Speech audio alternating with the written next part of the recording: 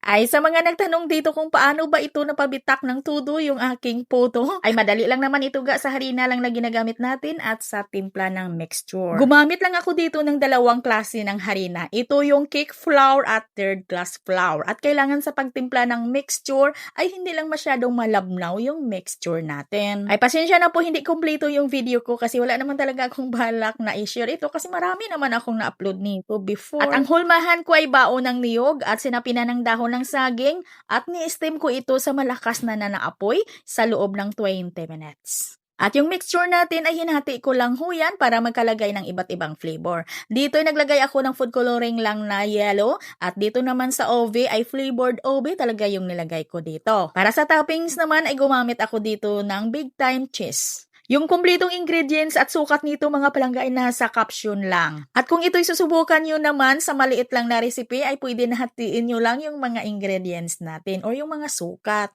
Ay malambot at masarap talaga ito ga, promise. Lalo na pag tamang-tama lang yung tamis.